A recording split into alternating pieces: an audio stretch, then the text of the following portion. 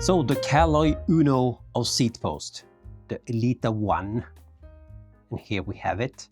And this has quickly become a real standard recommendation in the budget weight weenie segment, and that's pretty understandable because this is like $20 or 19 euros or something.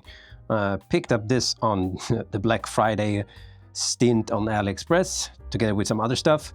In my case, I wanted to get a zero offset seat post for my Allied Echo since I'm experimenting again with my bike fit. Messing around with those shoulder cranks, yeah, has got me in a experimenting phase at the moment. But I didn't want to spend a fortune on a seat post that I might not actually use in the end. So this is pretty much a no-brainer at that low price of like 19 bucks or something like that. And I have to say, I cannot do anything else but agree with what the weight weenie community says. This is pretty much the only option to get if you're on the budget side but still want a decently light seat post. And honestly, there's not really much to improve here. You get, of course, the full carbon seat post itself. The cradle here is carbon as well. You have titanium screws and aluminium yokes, which is what you call them, right? So there's no really complaints in materials or anything. That of course also means that not much tunability. It's about as light as you want it. Of course, depending on the length you can get these from 300 millimeters up to 400 millimeters, I think. This is a 350 because the 300 millimeter was not in stock. As you can see for my mark here, I could definitely have gone with a shorter one or the 300 millimeter one. But even if you're stuck with a longer one, from what I see, there's no kind of taper in this. So it's like the same thickness all the way through, at least to my eye and what I can feel, as long as I can feel inside this thing. So I wouldn't hesitate chopping off the length you actually don't need if you get a longer version. And they also come in all the standard sizes in terms of diameter. So you have everything from 25.4 up to 30, whatever the biggest one is. So without further ado, let's check the weight and see what we can get for 20 bucks. And I thought we could also compare them to kind of the end game, the Darimo seat post. I know it's not apples to apples really, because this is an offset seat post. If you get the zero offset Darimo, that will be even lighter. And this is also a shorter one. This is a 300 millimeter one. And I also have the old school MV seat post just to compare to like the mainstream, that definitely not a weight weenie one, but still, yeah, kind of extra reference to get in there. So let's whip out the scales. So the claim weight for this 350 millimeter one in 27.2, I think it's 130 grams plus minus 8 grams or something like that. Let's see if you can get this correct. 119.2, so that's way underweight, which is a good thing for us, of course. Don't complain, but that is pretty insane for 20 bucks. Just to give us a little bit of a reference point, if we take the MV seat post, which is definitely not a weight weenie one, that's for sure, and they actually don't sell this one with this single bolt version anymore, but just to have some kind of reference point. See, this is 166 grams, and I would say that's like a normal weight for this kind of length.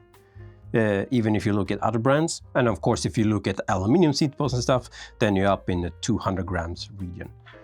If we compare that to the end game, so to speak, and this will fall out, yes it will.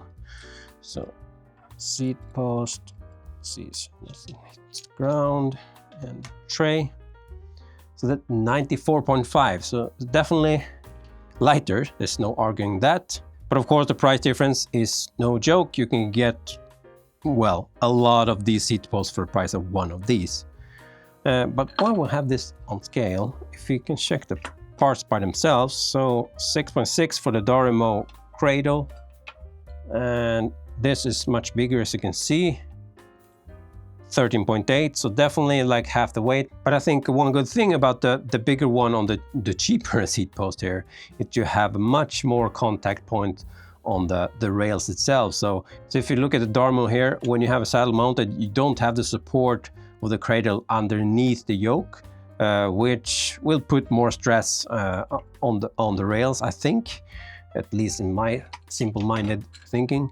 So if you look on my Berkeley piner, for example, then you have a 5 Nm max torque, and that is on this kind of style when you don't have the support underneath the yoke. But in this case, when you get the support underneath the rail, you can actually put torque up to 12 Nm, I think. So that's one good thing about that extra weight. But yeah, I did try, of course, to see if this would work, just to have kind of some tunability.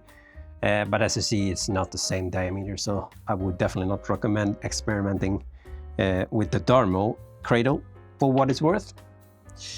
Yeah, so one more thing I just want to show off. Let me just mount this real quick. Now there's one potential issue you could run into, and I'm borderline there. If you have a really low stack saddle, like the Berkeley piner, for example, even though the front bolt is shorter than the rear one, when I have this at an angle that I want, the front bolt is really long and it sticks up quite a bit. And when this saddle's flex, I don't think this will puncture my undercarriage, but it might actually snag on the bib shorts. That could be a potential issue. Of course, trimming this bolt is an easy fix for that, but I thought it would be worth a mention. If we can add another data point to the equation, I actually have another Elita One seat post here. Exact same model, only difference is this is a 25.4 diameter. So while we have it here, I thought might as well check the weight too. That is even lighter, not very surprising. You might ask, why the hell do we have 25.4 millimeter? Isn't that just the old Cannondale standard? Well, I guess time will tell. Has nothing to do with Cannondale though. That's it for today. Catch you in the next one. Peace!